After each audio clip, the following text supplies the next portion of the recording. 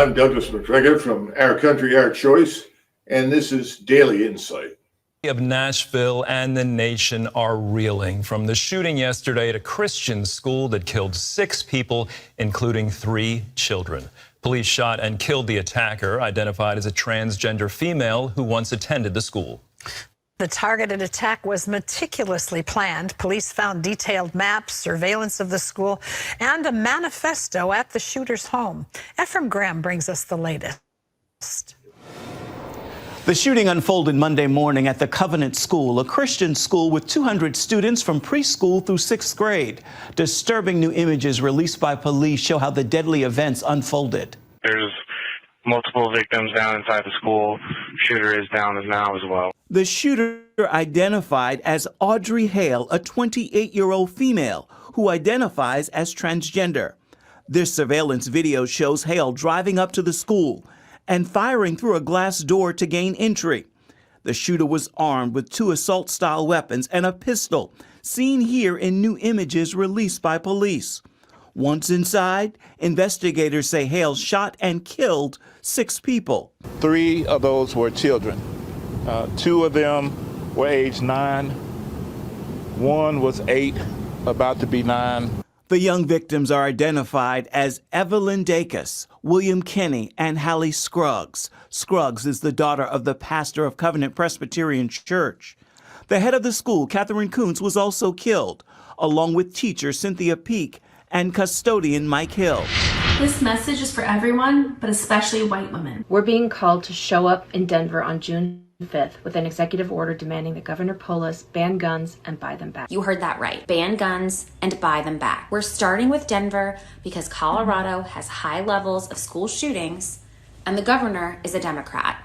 These moms are taking on guns with a plan to ban them altogether in the state. On June 5th, an estimated group of 25,000 plan to demand Governor Polis sign their drafted executive order. You're going to ask Governor Polis to do what? You think that's really going to happen? Guns are going to be banned in the state of Colorado? What are you smoking? Yeah, we get that a lot. And I hear that. Like, it sounds out there. It sounds out there to me still. But I'm deep in the work, which helps, right? And I really believe, like, in every fiber of my being, that this is something that we can do. Today, I live in a home with guns. So I am a walking contradiction, if you will, and I'm happy to be honest about that. Denver's Alice Bloom says Here for the Kids planned sit-in and the gargantuan ask of the governor has altered her viewpoint. I'm willing to change my life. My husband is too, and say whether or not Polis signs this, we can get rid of our guns.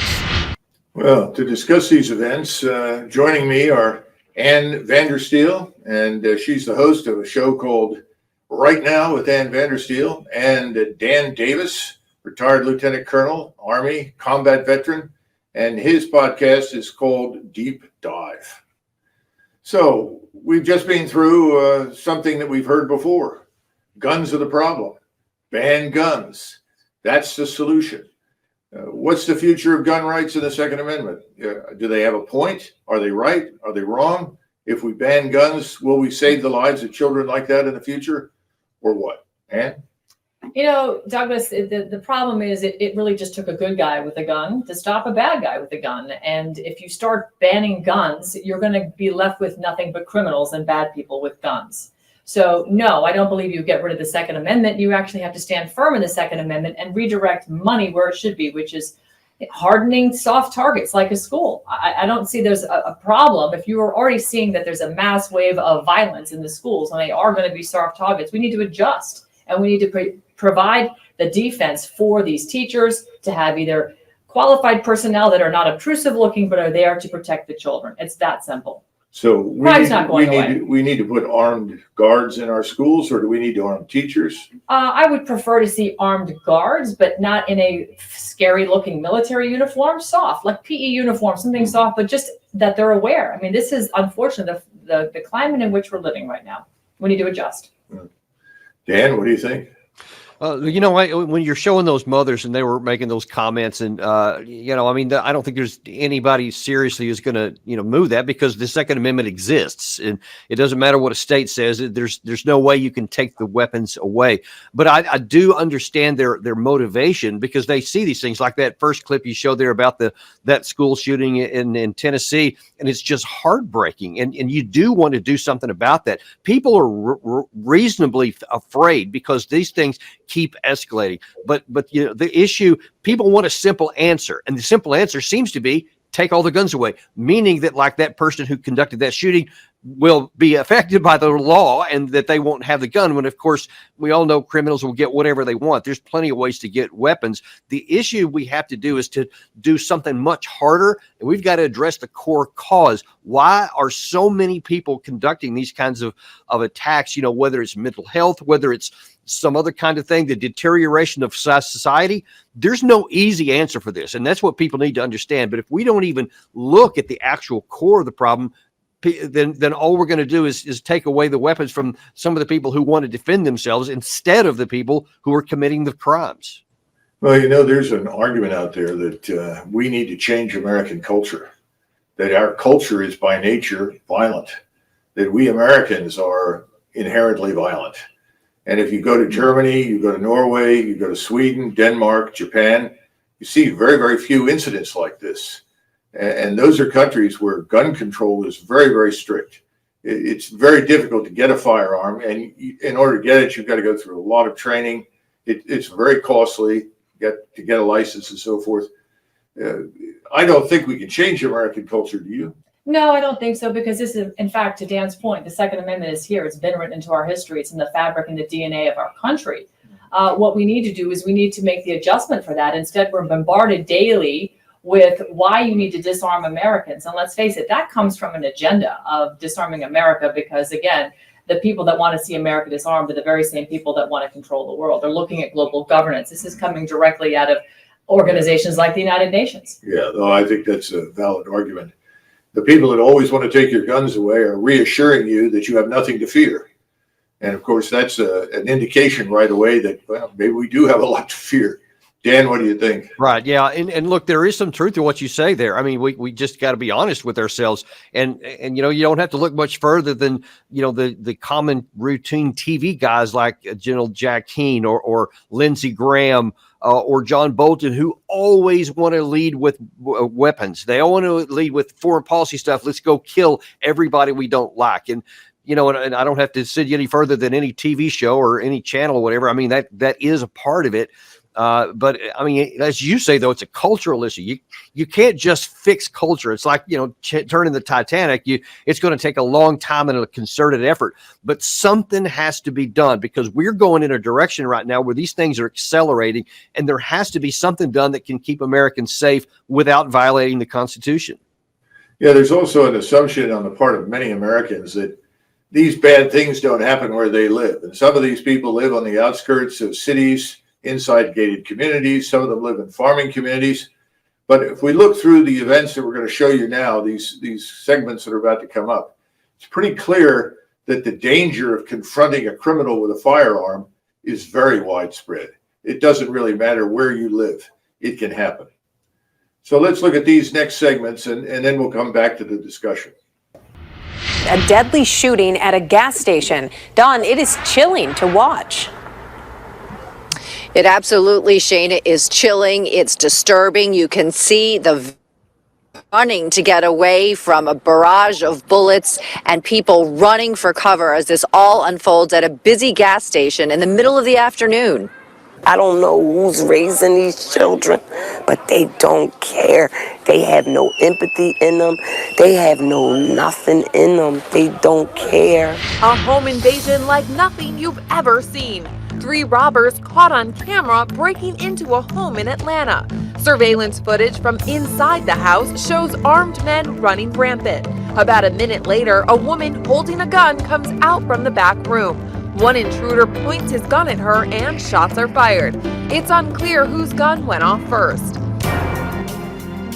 It looks like the men scramble to escape as the woman chases them. 2 out the front door and 1 out a window in the back. Then the woman calls 911. Where are they now? They run because I got a gun. During the violent exchange, police say one of the criminals was shot and killed. The woman will not be charged for his death. Police say she acted in self-defense. The Arizona rancher accused of murdering a migrant on his property near the Mexico border is now a free man. Prosecutors dropping the case entirely after it ended in a mistrial. He was charged with murder, with the jury hanging 7-1 in his favor. And tonight, for the first time, George Allen Kelly is telling his story. He sat down with News Nation's Ali Bradley to talk about what happened. He turned towards me and pointed the AK at me, and that's when everybody said it was the dumbest thing I ever did. They said you should have shot him because he was getting ready to shoot you. I don't know why, but I said, nah, I'm not going to do it. I'm just not going to do it. So I shot over the trees, over top of his head, and thank God him and the other guys ran. The dogs ran off, and I could tell that they're hunting dogs, and I could tell that they were trailing. And I figured they found a skunk because they started working around in a circle like dogs do when they see a skunk. And I didn't want them to get squirted, so I went up to them and to try to get them away from where I thought a skunk was, and I saw a body. It was lying face down, back up in the dirt. 2 deputies interrogated me. I told them what happened. They accused me of shooting. The guy said, no, I didn't shoot him. And they said, well, we think you did, and we're arresting you for first-degree murder. That's pretty frightening. Dan, I know you have a busy schedule today, and you're going to have to leave us soon. Tell us what your interpretation is of these events. Yeah, look, it's frightening. I have firearms in my house. I've got a pistol and a rifle, and I've taught my wife how to shoot for that very reason. If something like that should happen, I want to be able to protect my family, and I know that a lot of people are the same way. And you see those things, and you see they're not rare events, or at least they're not as frequent as you may have thought in the past, but they seem to be getting more frequent rather. But look, it's people need to understand too that it is a horrible thing to take someone's life. And I've even thought about this. And Doug, you and I have been in combat, and we've had to take other people's lives before. And still, the thought of doing it in a domestic situation is extremely hard. And I imagine that woman that you showed there in that other segment there, who was in her house, probably just going on emotions, and the adrenaline kicks in, and you can do a lot of things when you're under fire and your house has physically been invaded. But like that man showed, it is a tough thing to especially if you can see someone and to take their lives, even if it's a bad person. And I think, yes, people need to be aware of that when they get weapons, that it's not as easy as shooting at a target. But I'm telling you, if it's me or my wife and somebody breaking in, I'm not going to hesitate to pull that trigger. No, I think that's a good point. And I thought what was interesting about each of these events was that the expectation that the police will always be there to defend you is simply inaccurate. You got to come to terms with the reality that our police are overstretched as it is. They're undermanned, overstretched, and increasingly they're afraid to act, and for good reason. They don't want to end up where Alan Kelly did, being accused of a crime they didn't commit. And I grew up in Philadelphia, and one of the segments that you saw at the gas station was in Philadelphia. And we really loved our police. This is back in the 1960s and 70s. They kept us out of a lot of trouble. But we knew that for many of us, they were really an after-you-were-dead weapon, that they just couldn't get there soon enough. So obviously, I'm very sympathetic to the people that you saw there. Ann, any quick comment on that? Yeah, I mean, essentially, we're looking at a rise in crime across the country, and the policies under this current administration are making it so that, we're under fire, literally under fire. When criminals coming in this country can get access to guns and they don't have access to money and food, home invasions are on the rise. They're going to continue to be on the rise. And so practicing self-defense, albeit strong, well-educated, and well-versed self-defense, is really the only defense you have right now. Yeah. So again, kudos to the woman who was able to defend herself. Horrific for the rancher. Yeah. Well, here to talk about the problems of rising criminality and self-defense, especially what confronts the citizen who owns a firearm and is trying to defend himself and his property, or herself and her property, is Sheriff Richard Mack. He became a celebrity in the world of law enforcement when he won a court case at the Supreme Court against the Clinton administration when he was successful in stopping the gun control associated with the Brady bill. So, Sheriff, thanks for joining us. What are your thoughts on these segments that we just saw? Well, this is a natural result of the chaos and lawlessness that has been caused by the present administration and the people along the border. I've talked to ranchers along the border before. I've never met Mr. Kelly, but when you create chaos and fear, and you have an idiot judge saying that illegal aliens can carry firearms if they want, and the government is literally giving illegal aliens more rights than we are having in America, than our government is protecting that we're supposed to have in this country. We have a right to keep and bear arms, and it's because we have a right to defend our homes and our property and our lives.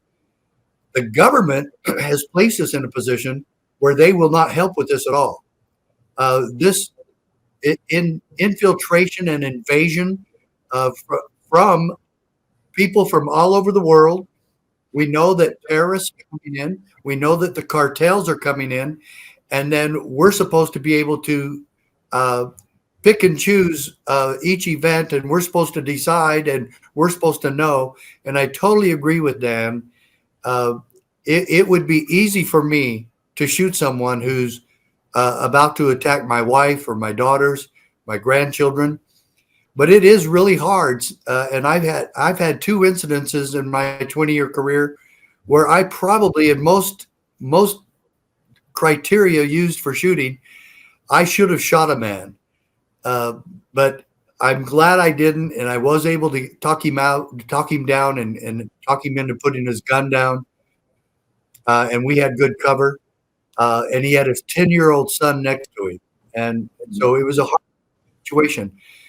And like he said, even with a bad guy, if it's just me and him, I'm going to give him every benefit of the doubt. He's attacking one of my kids. He's attacking my wife. He's entering my home. It makes it a lot easier to shoot and pull the trigger at that time. Well, Sheriff, you're painting a pretty grim picture here. We need to make sure that we're putting blame where it belongs, and the blame for what's going on at the border is 100% the Biden administration's fault. Yeah, but Sheriff, you're painting a pretty grim picture for us. What you're effectively saying is, if you defend yourself, you're at high risk. If you don't defend yourself, you and your family are dead. Correct. Because the local police, the Border Patrol, they can't get there soon enough. Is that effectively what you're saying? Yeah, it is. And not only that, but that's any place in America. It's the same situation. Police are not going to be there in time to stop an intruder from attacking you, shooting you, raping occupants of the home. They're not. And the average in a big city, the average response time for a police officer is 5 to 6 minutes, and that's if they're close by. Right. In a rural setting like at the border, especially in Arizona, it could be 20, 30, 40 minutes, and that's how it was in my county. So we had a very rural county, very spread out, and so people have got to be able to be trained and be able to defend themselves with their own weapons, as Dan was mentioning. There's another aspect to this, Sheriff, that we shouldn't overlook. One is, and this is something for you to consider, and Dan. First of all, you have to talk to the mothers of these children who are killed in a mass shooting. Mm-hmm.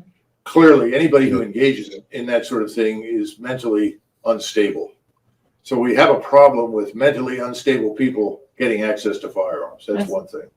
The second part is, if you're in the position of Alan Kelly and you are being attacked by the Justice Department, literally, whether it's state level or federal, how do you defend yourself without going bankrupt?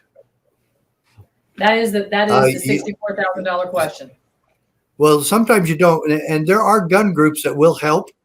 I know the NRA helped me with my case that went to the Supreme Court, and they helped this good citizen in Washington, D.C., whose boyfriend happened to forget his gun and left it in the home. And some thugs came in to kill her daughter, who was a witness in a crime. The NRA helped this lady, and they got her off. And she was charged with illegal possession of a gun. She wasn't charged with murder because she killed one of the intruders, shot both of them, but one died and one didn't.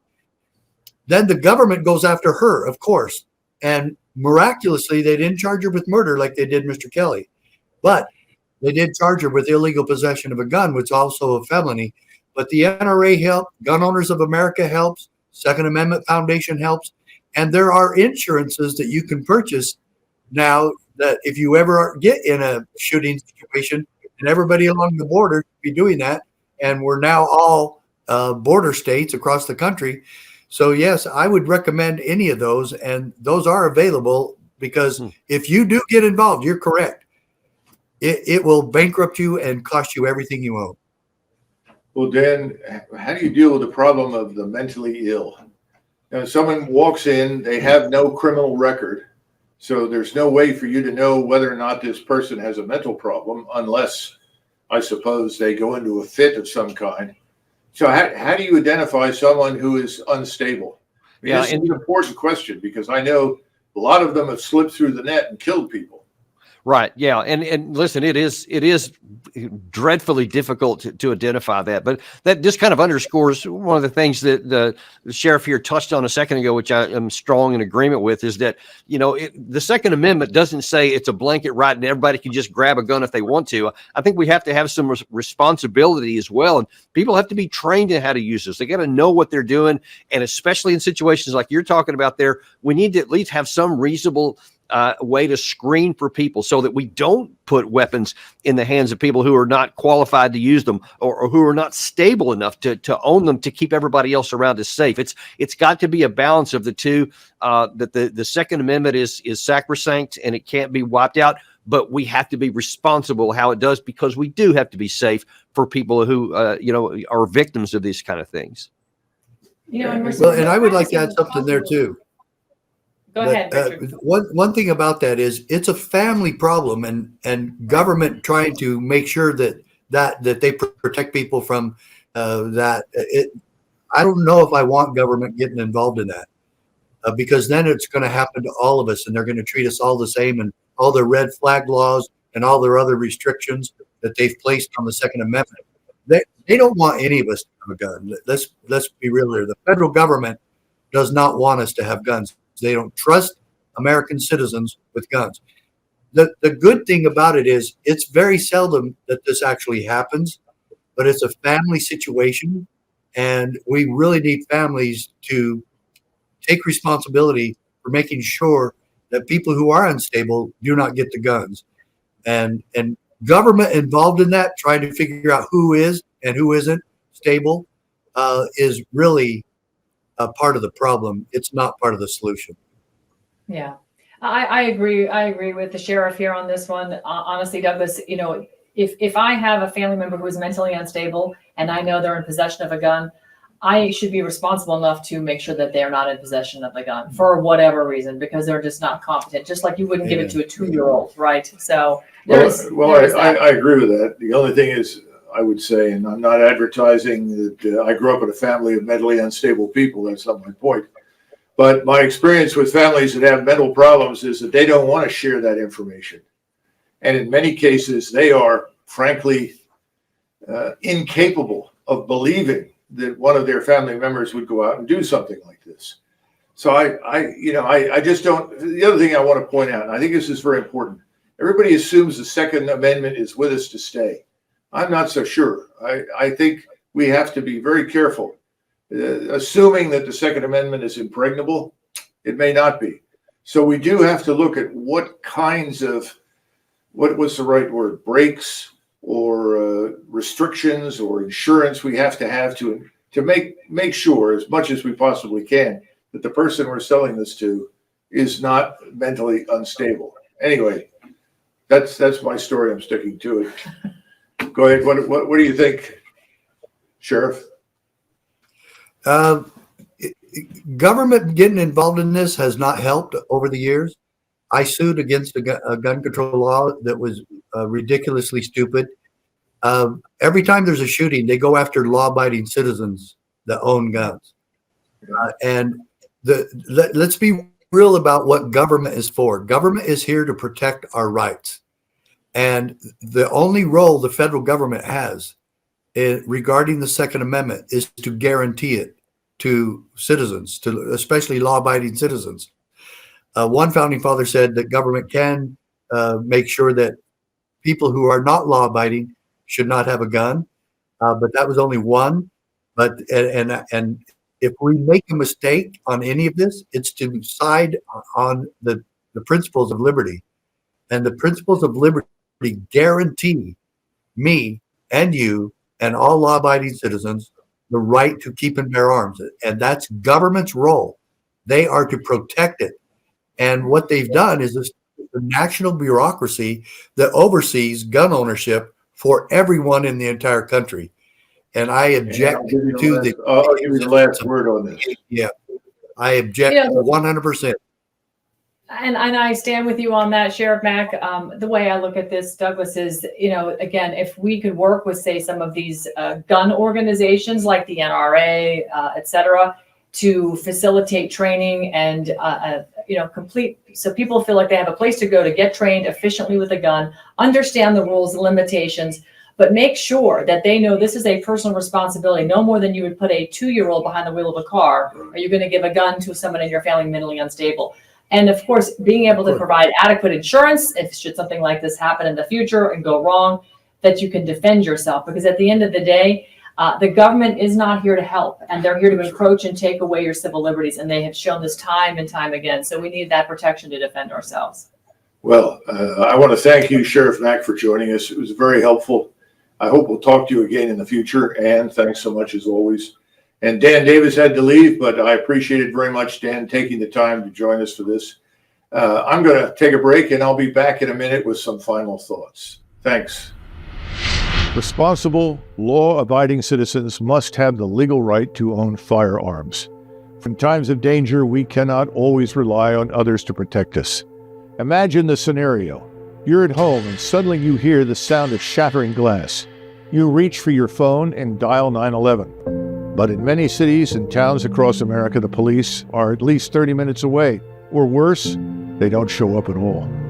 In this era of defunding the police, 911 calls go unanswered, leaving law-abiding citizens to fend for themselves. This is the harsh reality that many Americans face. We cannot depend solely on the government to protect us. We must take responsibility for our own safety and the safety of our families. There are those who would have us believe that disarming hardworking Americans is the path to a safer society. But stripping our citizens of their ability to defend themselves leaves them vulnerable to every manner of evil and injustice. It is not the gun that commits the heinous crime, but the twisted mind of the criminal. To punish the innocent for the sins of the guilty is a perversion of the very concept of justice itself. At the same time, we must still acknowledge the complexities surrounding mental health and its role in gun violence. As a nation, we must invest in mental health resources and ensure that those who need help receive it.